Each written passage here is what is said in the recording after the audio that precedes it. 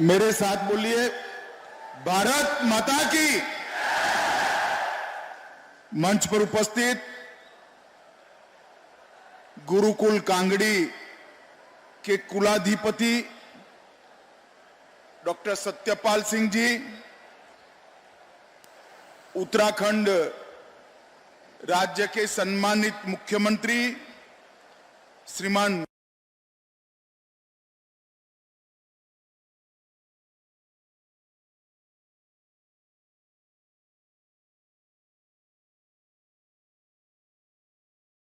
शांत समारोह में आप सभी को शुभकामना देने के लिए उपस्थित उत्तराखंड के सभी चुने हुए प्रतिनिधि, पूर्व मुख्यमंत्री, सांसद, मंत्री, विधायक और आज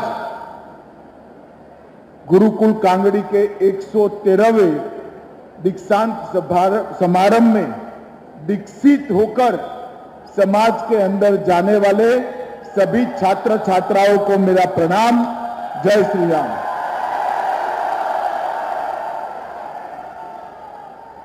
मित्रों, सबसे पहले मैं आप सभी को और समग्र देश की जनता को रामनवमी की बहुत बहुत शुभकामनाएं देना चाहता हूं। और मुझे पूरा विश्वास है कि अगली रामनवमी में प्रभु श्री राम अपने भव्य मंदिर के अंदर अयोध्या में विराजित हुए।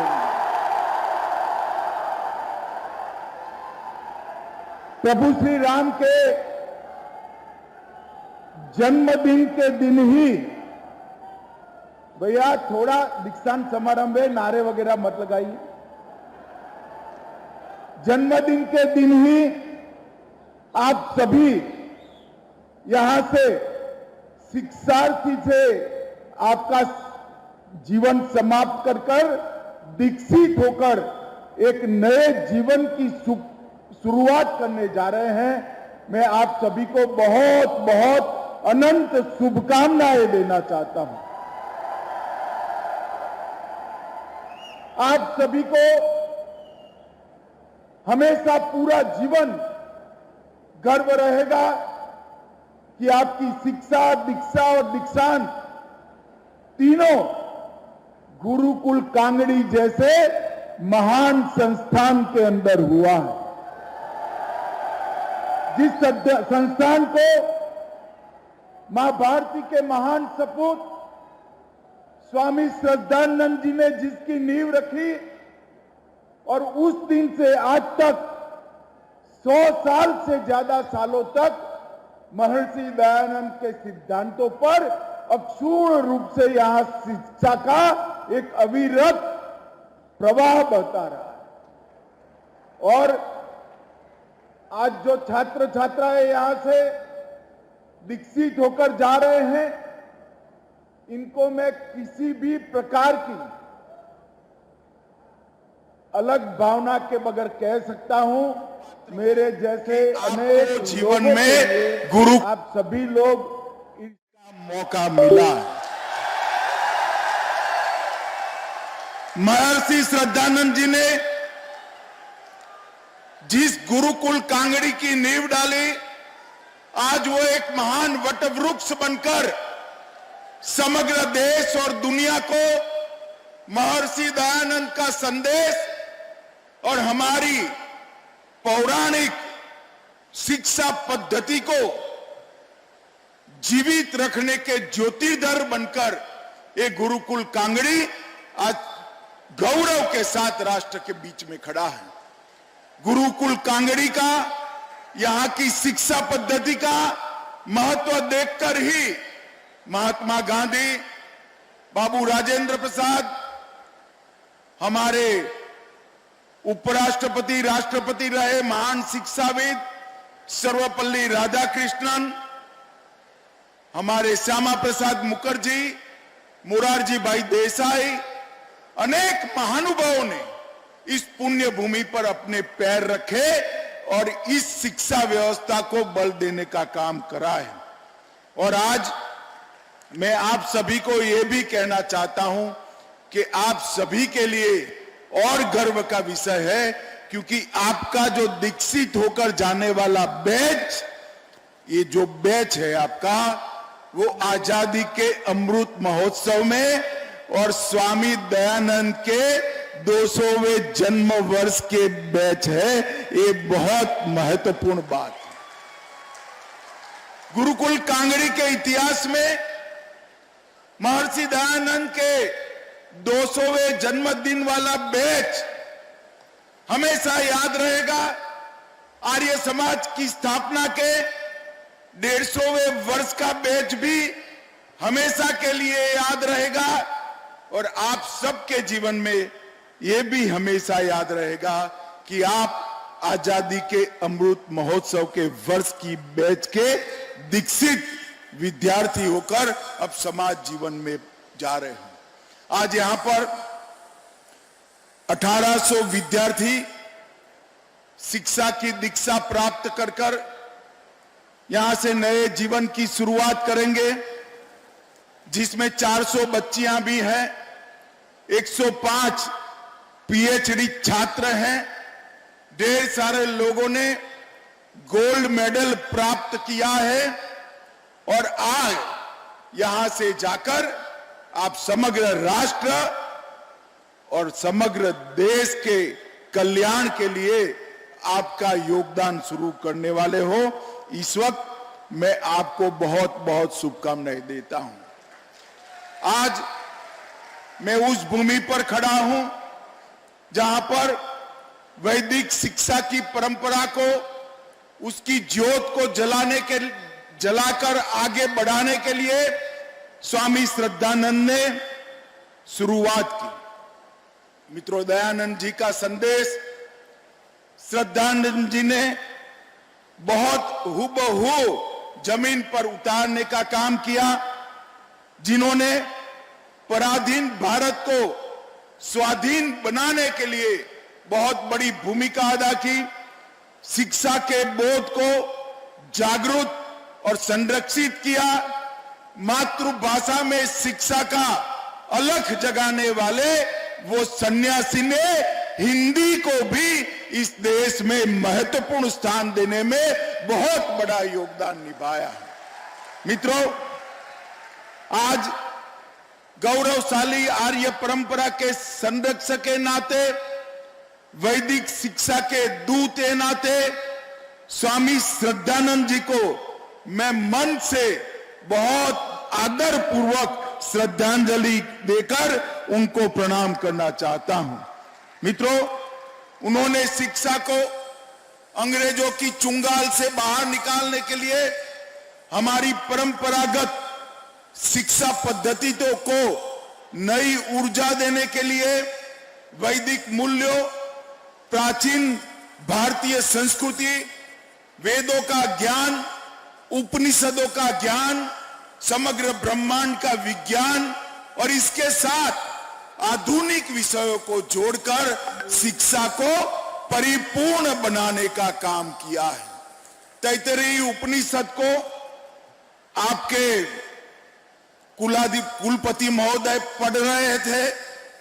वो तैतरीय उपनिषद में पंचकोश के माध्यम से जिस विद्या पद्धति को व्याख्यायित किया गया, वो विद्या पद्धति को पुनर्जीवित करने में स्वामी श्रद्धानंद का बहुत बड़ा योगदान है। और ये 121 साल का कांगड़ी गुरुकुल का इतिहास आने वाले दिनों में वैदिक शिक्षा के पुनर्जागरण की नींव के रूप में इतिहास में स्वर्णिम अक्षरों से लिखा जाना वाला है, इसमें मुझे कोई संशय नहीं है।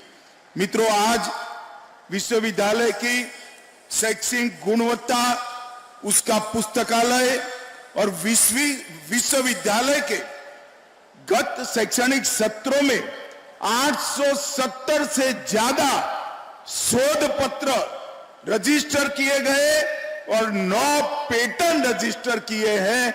वो बताते हैं कि वैदिक शिक्षा और आधुनिक शिक्षा का सुभग संगम आज कांगड़ी गुरुकुल ने किया है।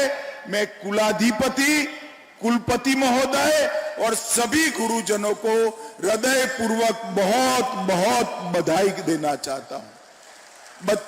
आज यहां से दीक्षित होकर जाने वाले सभी विद्यार्थियों को मैं कहना चाहता हूं, महर्षि दयानंद के संदेश को हमेशा अपने मन से लगाकर रखिएगा। अपने कर्तृत्व में दयानंद के बताए हुए रास्ते पर चलने का प्रयास करिएगा। आत्मा के कल्याण का वही एकमात्र मार्ग है, वही मार्ग पर हम देश को आगे ले जा सकते हैं।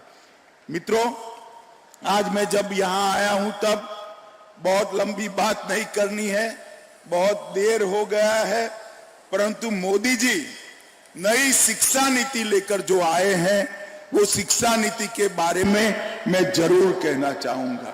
ये हमारे देश में आई हुई तीसरी शिक्षा नीति है जिसमें दयानंद जी की एक्सेसिबल शिक्षा की दृष्टि है, श्रद्धानंद जी का वेद और विज्ञान की शिक्षा का समन्वय का संदेश है, महात्मा गांधी का मातृभाषा में शिक्षा के संदेश को ये शिक्षा नीति चरितार्थ करती है, और लाला लाजपत राय का एजुकेशन फॉर ऑल का संदेश भी ये शिक्षा नीति जमीन पर उतार रही है। मित्रों, आज मैं आपको कहना चाहता हूं, मोदी जी ने नई शिक्षा नीति के अंदर मातृभाषा के महत्व को प्रस्तावित किया है।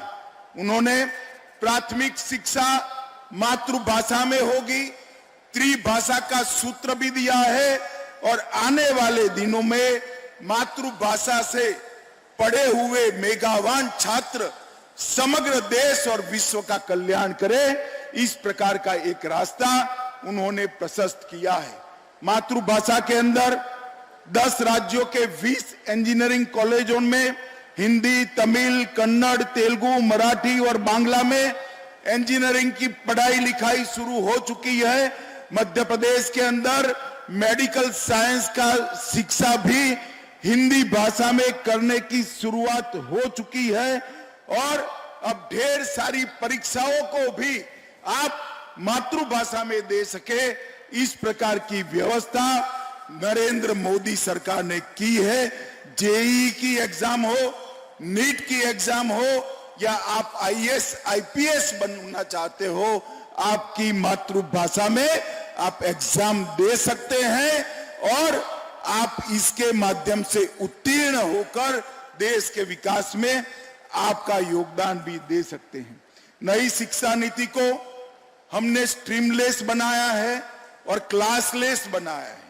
पहले जो साइंस लेते थे उनको देश के इतिहास को पढ़ने का मौका नहीं मिलता था, जो आर्ट्स लेते थे उनको विज्ञान पढ़ने का मौका नहीं मिलता था, और जो विज्ञान लेते थे उनको कला को पढ़ने का मौका नहीं मिलता था। हमने इसको स्ट्रीमलेस भी बनाया है, क्लासलेस भी बनाया है, और किसी भी बच्चे को अपने अंदर पड़ी हुई क्षमता को बाहर निकालने का भी हमने काम किया है। मल्टीपल एंट्री, मल्टीपल एग्जिट ये शिक्षा नीति का एक विशेष अंग है। 1 साल की पढ़ाई करेंगे तो सर्टिफिकेट मिलेगा, 2 साल की पढ़ाई करेंगे तो डिप्लोमा मिलेगा, 3 साल की पढ़ाई करोगे तो डिग्री मिलेगी, और 4 साल की पढ़ाई करोगे तो रिसर्च मिल जाएगा। हर स्तर पर बच्चा एग्जिट भी कर सकता है, एंट्री भी कर सकता है। ये व्यवस्था इसलिए की है कि मोदी जी चाहते हैं, हमारे प्रधानमंत्री चाहते हैं कि हमारे युवाओं को एक ऐसा प्लेटफॉर्म दिया जाए जिस प्लेटफॉर्म के खड़े होकर हमारे युवा समग्र विश्व के युवाओं के साथ स्पर्धा कर सके, और मां भारती का यशोगान पूरे विश्व के अंदर हो। मित्रों, आज मैं सिर्फ आपको इतना बताना चाहता हूं, स्टार्टअप इंडिया के माध्यम से मोदी जी ने आप लोगों के लिए ढेर सारे मौके सृजित किए हैं। 2016 में इस देश में 724 स्टार्टअप थे, सिर्फ 724, और 2022 में वो स्टार्टअप की संख्या 724 से बढ़कर 70,000 से ज्यादा स्टार्टअप इस देश में बने हैं। 10,000 से ज्यादा स्टार्टअप कोरोना काल में बने हैं।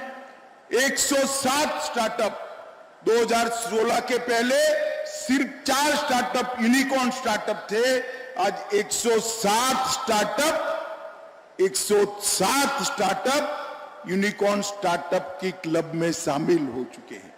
और मित्रों, यहां ढेर सारी छात्राएं भी हैं, मैं उनके लिए कहना चाहता हूं 44% स्टार्टअप महिलाओं के द्वारा चलाए जाते हैं। महिलाएं भी इस देश में बहुत बड़ा योगदान कर सकती है, ये इसका परिचय है।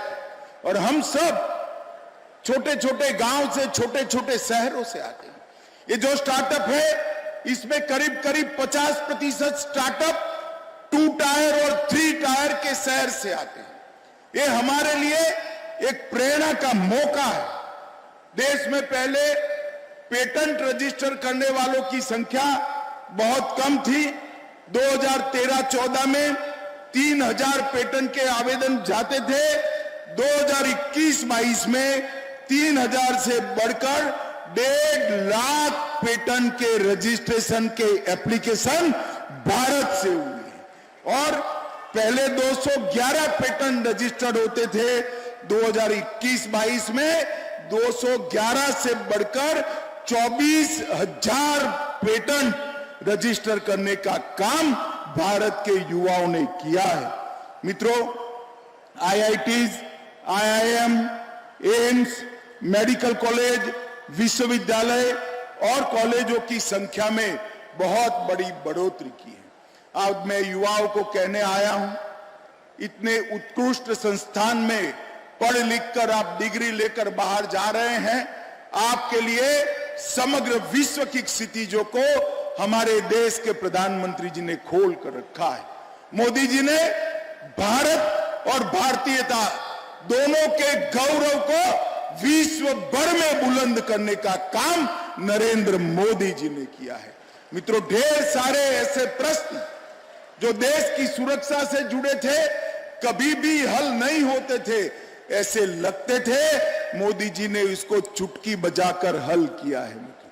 धारा 370 हटाना हो या देश को सुरक्षित करना हो, देश को 11वें नंबर की इकोनॉमी से 5वें नंबर की इकोनॉमी बनाना हो या देश की सीमाओं को सुरक्षित करना हो, और आए दिन आतंकवादी हमले करने वाले पाकिस्तान को सर्जिकल स्ट्राइक और एयर स्ट्राइक कर सबक सिखाना हो, हर जगह पे नरेंद्र मोदी जी ने देश के गौरव को बढ़ाने का काम किया है। मैं आज यहां आया हूं, तब ये पूरा सभागार युवाओं से भरा हुआ है। ये आजादी का अमृत महोत्सव का वर्ष है। हमारे सामने एक लक्ष्य रखा गया है कि जब देश की आजादी की शताब्दी हो, तब ये 25 साल में 130 करोड़ भारतीयों ने पुरुषार्थ कर एक ऐसे भारत का निर्माण करना है जो समग्र विश्व में हर क्षेत्र के अंदर भारत सर्वप्रथम हो। ऐसे भारत का निर्माण करने का काम हमारा है और युवाओं की इसमें विशेष जिम्मेदारी है। मित्रों, अंत में मैं इतना ही कहता हूं, आज आप यहां से दीक्षित होकर जा रहे हैं।